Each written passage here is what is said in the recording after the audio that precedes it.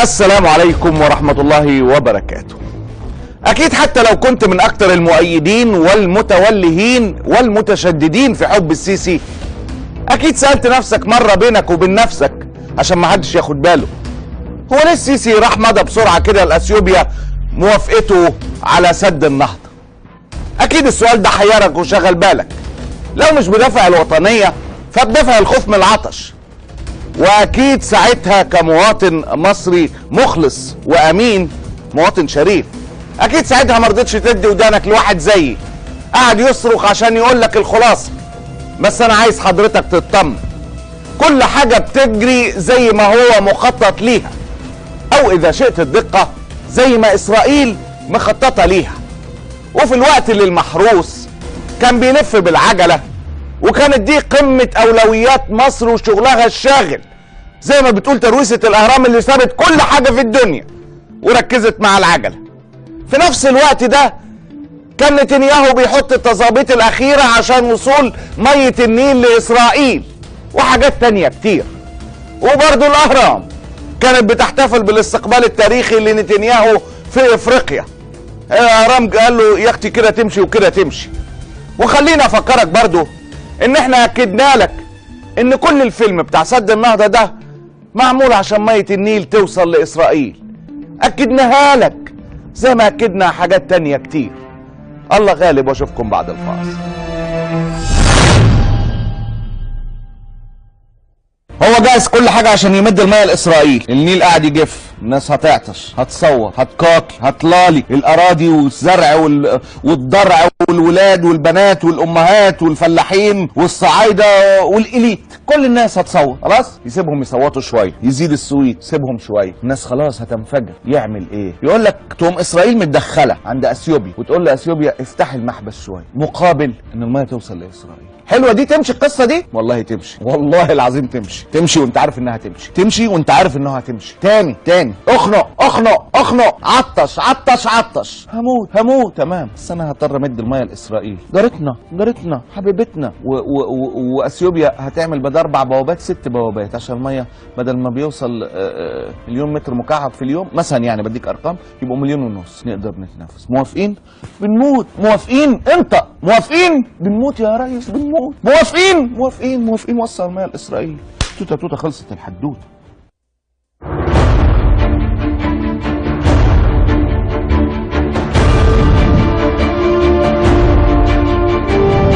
في العيد برضو، بس هو الحقيقه ما تعرفش هو مشهد مبهج ولا حزين على مصر. قال لك السيسي زي العاده نزل يلف ويتصور بالعجله في المعموره، رغم عشرات البوستات اللي اكيد وقعت منها للناس اللي كانوا في المعموره ويقسموا لك بالله ان ما في اي حاجه من دي حصل. المهم، ولا هو ده ولا الدوبلير، المهم في الوقت اللي قلت لك نتنياهو بيلف فيه في افريقيا، هو كان بيلف بالعجله. المهم قال لك ان المواطنين الشرفاء كانوا فرحانين بلف السيسي بالعجله. تعال الاول نشوف مشهد السيسي وهو بيلف بالعجله وسط حراسته الخاصه والامن.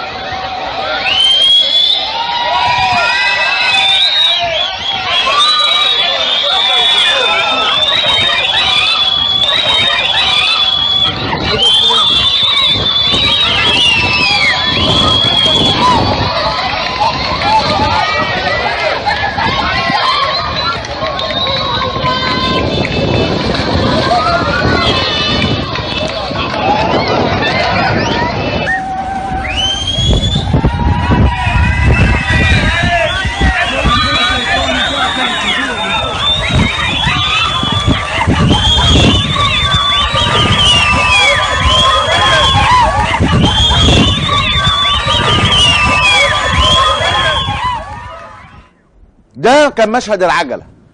طبعا حضرتك شايف كميه الامن، واضح جدا يعني بعيدا عن ان انا مغرض ان المشهد مفتعل، واضح يعني مفيهوش اي نوع من انواع التلقائيه اللي عايزين يقولوا لك عليها انها حصلت. السيسي حشود هايله من الامن على جانب الطريق، جايبين ناس بتهتف عشان يقول لك ان مؤيدين السيسي. سبحان الله، شوف حضرتك اليوم السابع كانت حاضره بالصدفه البحت، اليوم السابع جورنال الوطني الشريف، ونشرت الفيديو وانفردت بيه كالعاده زي ما بتنفرد بكل حاجه مهمه ومخابراتيه في البلد. كله يا جماعه بدون ترتيب، زي موضوع الاتوبيس كده اللي قال للسيسي احنا معاك. وعشان الموضوع كله كان بدون ترتيب، نزل منشط الاهرام الجريده الرسميه الاولى في مصر النهارده تقول لك الرئيس يفاجئ المواطنين في المعموره متجولا بدراجته. الكل اتفاجئ، الامن اتفاجئ، واليوم السابع المراسل كان هناك واتفاجئ وصور برضه وهو متفاجئ، والاهرام اتفاجئت، واصبح ده اهم خبر في مصر. المانشيت ده دايما بيشير لاهم حدث في مصر والعالم. اهم حدث في مصر بقى السيسي بيسوق العجله. يعني مشهد يقدر يدل حضرتك ان الدوله وصلت لفين. نتنياهو بيلف في افريقيا. عندنا النهارده تغطيه خاصه جدا لهذه الزياره، واللي بنراها من اكثر الزيارات تاثيرا على حياه هذه الامه. السيسي بيلف بالعجل عشان يقول لك في ناس تابعنا بيقولوا لي بنحبك يا ريس، بنحبك يا ريس.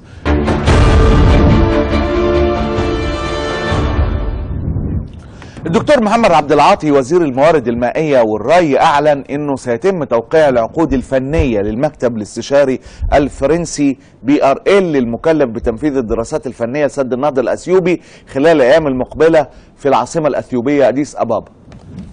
أنا راضي ذمتكم أنتم، ده اسمه إيه؟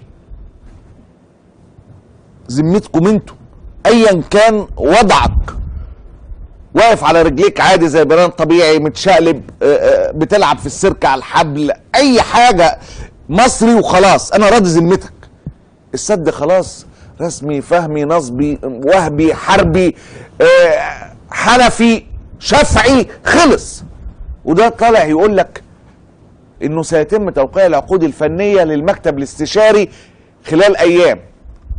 المكتب الاستشاري ده بتاع ايه لو بس حضرتك مش فاكر؟ يعني المكتب الاستشاري ده اللي الحكومة السيسي اتفق فيه مع اثيوبيا انه يقرر سد النهضة مناسب ولا مش مناسب، وايه العيوب الفنية اللي ممكن نتداركها فيه، وايه اللي ممكن يأثر وما يأثرش. اللي هو مكتب الاستشاري. المكتب الاستشاري ده حضرتك بيبقى قبل بداية المشروع في اي حاجه في الدنيا، سواء ده كان المشروع بقى كشك سجاير بتعمل له بتاخد استشاره كده على المكان بتاع، حتى لو هي استشاره بالبلدي، المكان ده كويس، البضاعه ايه، الناس اللي هنا بتعدي، عدد الناس اللي بتعدي هنا كام، اللي بيقفوا قدام الموقف قد ايه، لحد اكبر مشروع في الدنيا.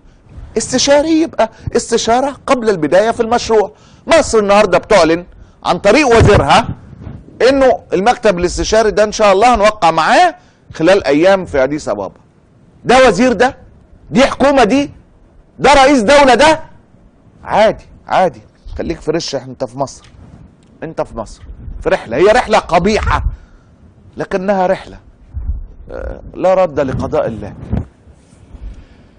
لا يمكن واحنا باي حال من الاحوال واحنا في بدايه اسبوع جديد بعد اجازه عيد الفطر المبارك مصر حاليا، وللاسف الشديد بيتم تجاهله عمدا في وسائل الاعلام المحليه المحسوبه على النظام.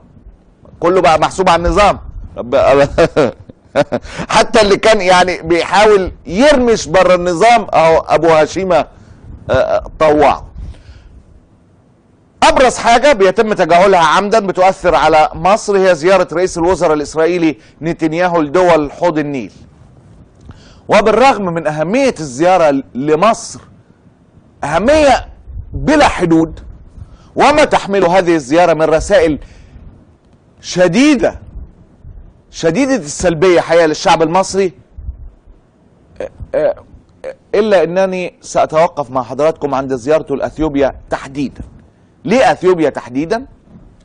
لانها اهم دوله في حوض النيل حاليا بسبب تدشينها لسد النهضه الاثيوبي.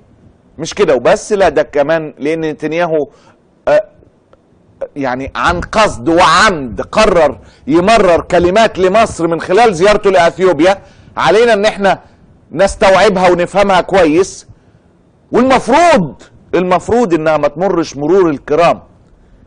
لكن للأسف الإعلام اللي مسيطر على عقول المصريين تجاهل تماما ما حدث في هذه الزيارة.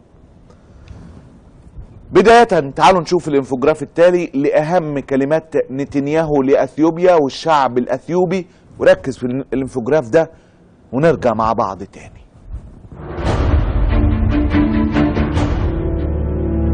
زيارة نتنياهو لإثيوبيا، رسائل مبطنة خطيرة لمصر. أصدر أوفير جلدمان المتحدث باسم رئيس الوزراء الإسرائيلي بنيامين نتنياهو بيانا للإعلام العربي في 7 يوليو 2015. قال نصا: عقد نتنياهو فور وصوله لأديس أبابا لقاءات موسعة مع بعثتي إسرائيل وإثيوبيا لبحث سبل توسيع رقعة التعاون بين البلدين في سلسلة من الملفات، وعلى رأسها المياه والزراعة. بينما قال نتنياهو نصا في لقائه بالمؤتمر الصحفي المشترك مع نظيره الإثيوبي: أفتخر شخصيا بأنني أول رئيس وزراء إسرائيلي يزور إثيوبيا منذ أكثر من 30 عاما. علاقاتنا بدأت قبل 3000 عام مع الملك شلومو وملكة سبا، وأقترح ألا ننتظر 3000 عام أخرى من أجل تعزيز تلك العلاقات المتميزة. إننا ملتزمون بتعزيز الشراكة والصداقة بيننا بطرق عملية. هذه ليست محاولة يتم القيام بها مرة واحدة أو مجرد تصريحات، بل هي خطة للتعاون في مجالات مهمة بالنسبة لشعبينا. وعن علاقة إسرائيل بالدول الإفريقية قال نتنياهو: أتأثر جدا من أن التعاون مع إثيوبيا ودول إفريقية أخرى بات ينضج إلى درجة الاعتراف بأن جميع الدول الإفريقية دون استثناء تستطيع أن تستفيد من التعاون المتجدد مع إسرائيل. كما أعلن نتنياهو في كلمته أمام البرلمان الإثيوبي في 8 يوليو 2015 أن إسرائيل ستدعم إثيوبيا للاستفادة من مواردها المائية في تطوير الزراعة من خلال مدها بالتكنولوجيا الإسرائيلية. وقال نصا في كلمته المقتضبة: إسرائيل ستجعل من إثيوبيا أكبر دولة منتجة للألبان في العالم، وستدعمها بكافة أنواع التكنولوجيا الحديثة.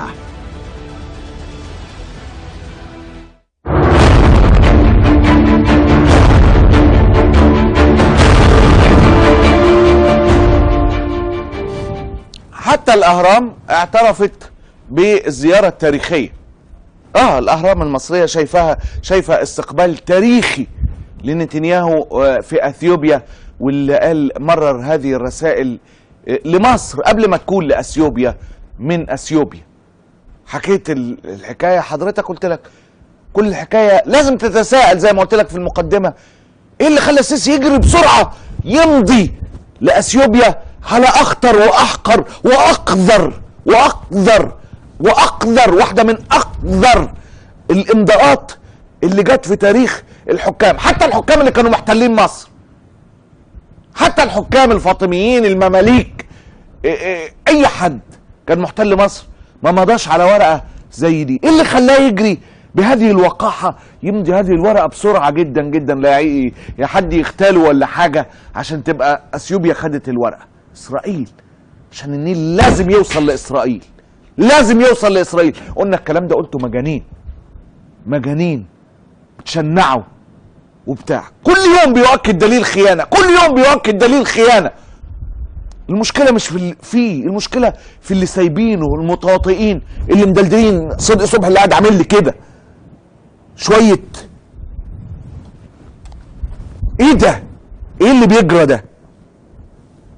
قلت لك الخطأ. ما هو حكم عسكري واحد تعددت فيه الاسماء.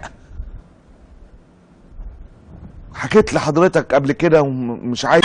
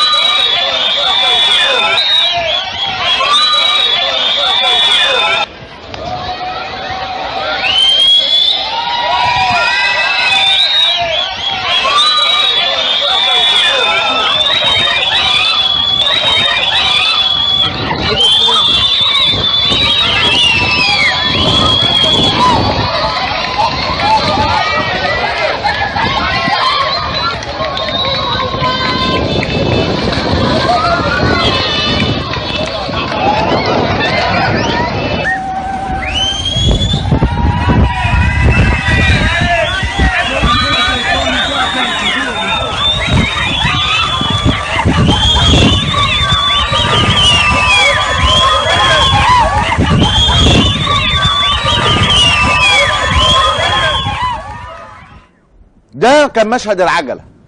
طبعا حضرتك شايف كميه الامن، واضح جدا يعني بعيدا عن ان انا مغرض ان المشهد مفتعل، واضح يعني مفيهوش اي نوع من انواع التلقائيه اللي عايزين يقولوا لك عليها انها حصلت. السيسي حشود هايله من الامن على جانب الطريق، جايبين ناس بتهتف عشان يقول لك ان مؤيدين السيسي. سبحان الله، شوف حضرتك اليوم السابع كانت حاضره بالصدفه البحت، اليوم السابع جورنال الوطني الشريف، ونشرت الفيديو وانفردت بيه كالعاده زي ما بتنفرد بكل حاجه مهمه ومخابراتيه في البلد. كله يا جماعه بدون ترتيب، زي موضوع الاتوبيس كده اللي قال للسيسي احنا معاك. وعشان الموضوع كله كان بدون ترتيب، نزل منشط الاهرام الجريده الرسميه الاولى في مصر النهارده تقول لك الرئيس يفاجئ المواطنين في المعموره متجولا بدراجته. الكل اتفاجئ، الامن اتفاجئ، واليوم السابع المراسل كان هناك واتفاجئ وصور برضه وهو متفاجئ، والاهرام اتفاجئت، واصبح ده اهم خبر في مصر. المانشيت ده دايما بيشير لاهم حدث في مصر والعالم، اهم حدث في مصر بقى السيسي بيسوق العجله. يعني مشهد يقدر يدل حضرتك ان الدوله وصلت لفين. نتنياهو بيلف في افريقيا، عندنا النهارده تغطيه خاصه جدا لهذه الزياره، واللي بنراها من اكثر الزيارات تاثيرا على حياه هذه الامه. السيسي بيلف بالعجل عشان يقول لك في ناس تابعنا بيقولوا لي بنحبك يا ريس، بنحبك يا ريس.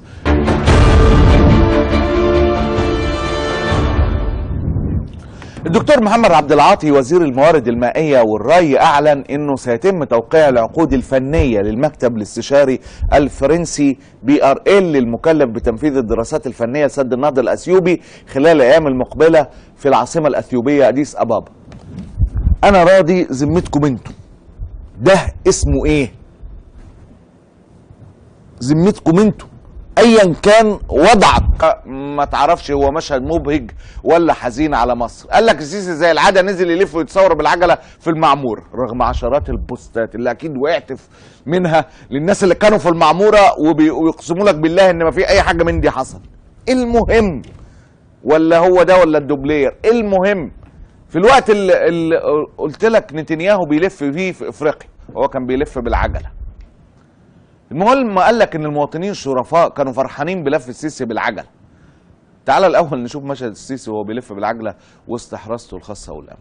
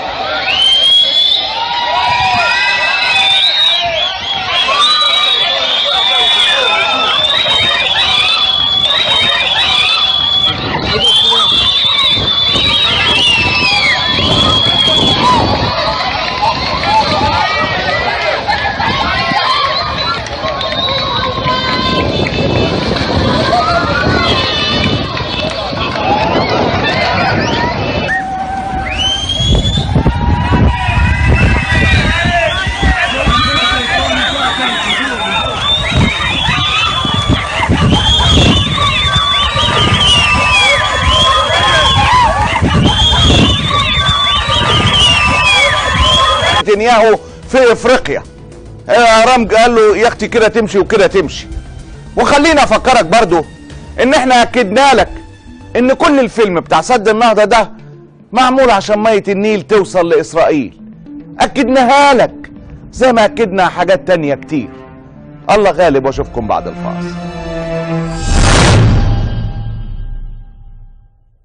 هو جاهز كل حاجة عشان يمد المية لإسرائيل. النيل قاعد يجف، الناس هتعطش، هتصور، هتقاطي، هتلالي الأراضي والزرع والضرع والولاد والبنات والأمهات والفلاحين والصعايدة والإليت، كل الناس هتصور. خلاص يسيبهم يصوتوا شوية، يزيد السويت، سيبهم شوية، الناس خلاص هتنفجر. يعمل إيه؟ يقول لك تقوم إسرائيل متدخلة عند أثيوبيا وتقول لأثيوبيا افتحي المحبس شوية مقابل إن المية توصل لإسرائيل. حلوة دي تمشي القصة دي؟ والله تمشي، والله العظيم تمشي. تمشي وانت عارف انها تمشي، تمشي وانت عارف انها هتمشي. تاني اخنق اخنق اخنق، عطش عطش عطش، هموت هموت. تمام، بس انا هضطر امد المية الميه لاسرائيل.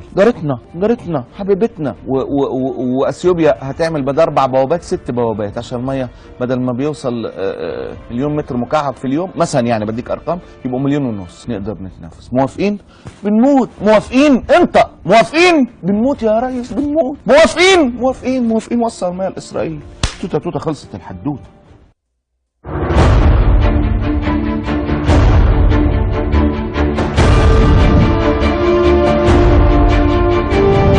في العيد برضو، بس هو الحقيقة